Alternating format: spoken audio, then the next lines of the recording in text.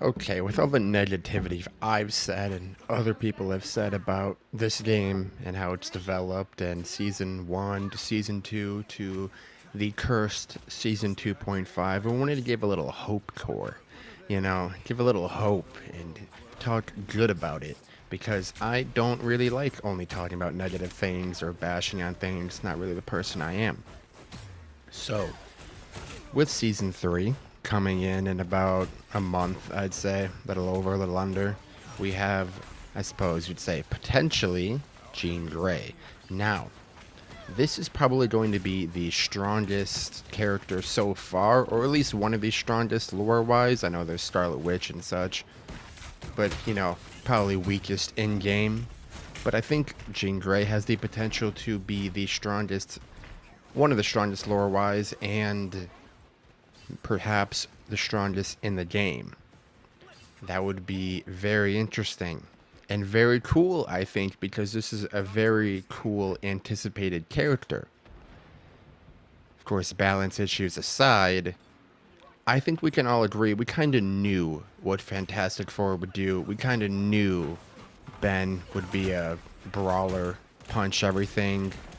Human Torch would be a flyer that shoots fire. Invis would go invis, right? A little obvious because we've seen so much of them. However, Jean Grey and the Phoenix, it's a little unknown, right? Her powers could be a lot of different things. There's a lot of different things you could do with that. Of course, we have the lead hero abilities, and I'll go over that. The lead abilities that could potentially be hers are Phoenix Shadow, Phoenix Ray, Phoenix Punishment, Phoenix Wings Flying, Phoenix Elegy, Telekinetic Explosion, Psychic Explosion, Telekinetic Transfer, and Psychic Transfer, and Shattered Star Impact. A lot of abilities, right? A lot of interesting. So it does sound that she's going to have a very high still ceiling, which is great. We need more high skill characters. We need more characters that have a very high skill ceiling and not a still floor that makes them easy to play, but harder to understand and get value out of, because that's half of what makes a game fun, is learning what's good, learning how to play them, and bringing the best out of them despite how hard it can be. And I think they're going to do that in Season 3.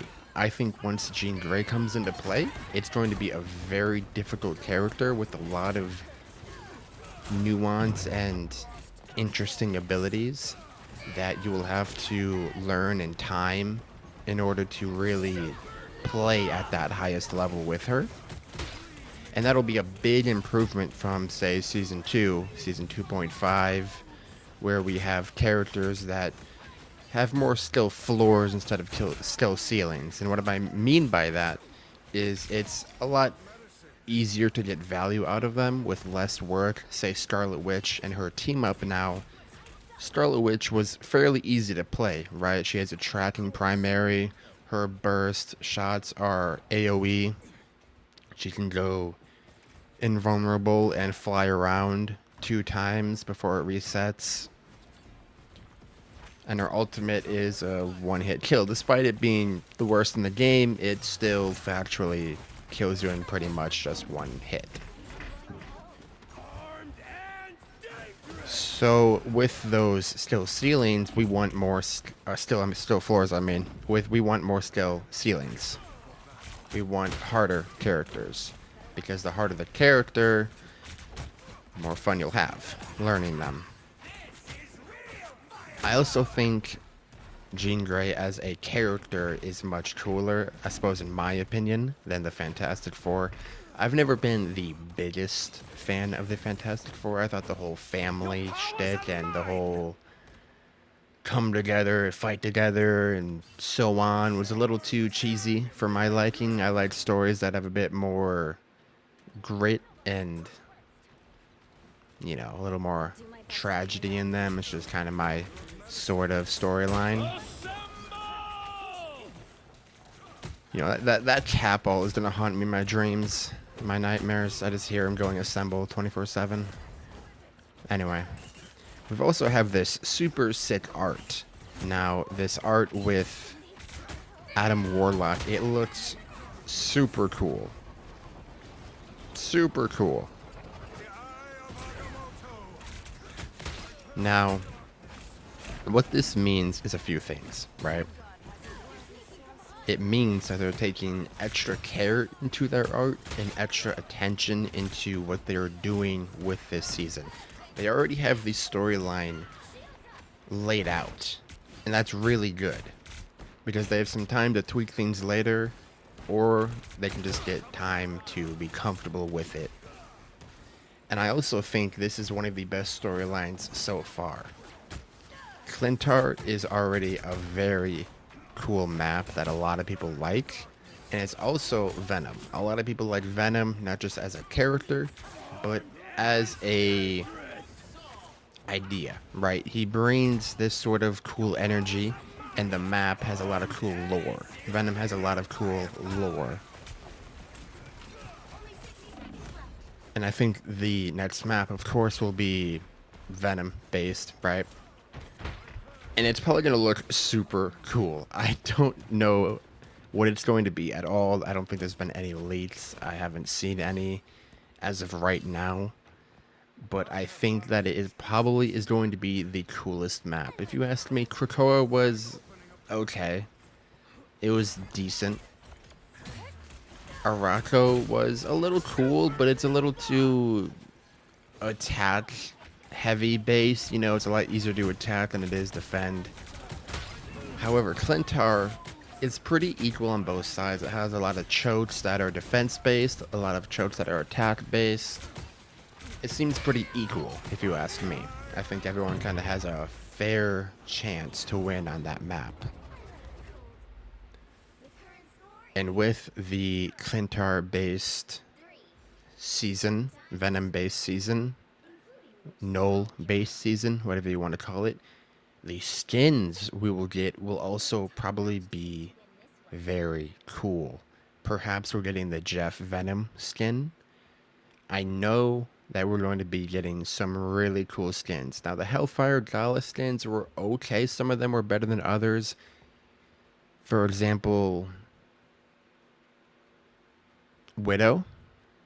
Widow had a amazing skin, and of course we had that little vote thing, right? We could vote on who the best skin had. Of course, that was completely stupid because obviously people are gonna vote for Emma because she had like the worst skin, and people want to goon to her, and so on and so forth. However, we can all agree Widow had an amazing skin. That thing blew everyone out of the water. But obviously, some were kind of bad. This season, though, I think they're all going to be amazing because the Clintar, I don't know what to call it, Venom-based skin, every time have been amazing. Every single time there's been a slightly sort of Venom-themed skin, it's been super cool, and the effects have been super good. There's also the storyline. I don't really know anybody who pays attention to the story or who reads it, but I think that the art that they will come up with in the little books will be very cool. I see a lot of people already putting that Adam art as their profile picture and just talking about it here and there because it does look sick. It's probably the best so far. Now, as we know, and I've said before, there are a lot of problems from Season 2 and 2.5. A lot of things that need to adjust, a lot of things that need to fix.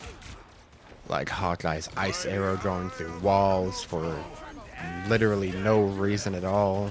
Because why would an ice arrow go through a wall? The logic doesn't really, it's not working. The logic isn't logicking. So I think they'll change a lot. Because they have listened to the player base before. They have changed things before. A lot of people have been talking about the matchmaking as well. This is a big talking point. The matchmaking for Marvel Rivals is kind of messy right now. No matter what you call it, skill-based, engagement-based, it doesn't quite work. So, knowing that these devs listen to the player base, I believe they'll change it in Season 3. It takes time to fix these things. They need to make a whole new algorithm. They need to make a whole new thing, right? Takes time. But you know what? I think Season 3 is the one. HopeCore.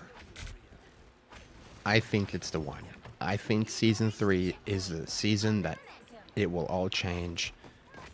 It will have better changes. It will have better fixes from past season. The new hero will be amazing, fun, and difficult.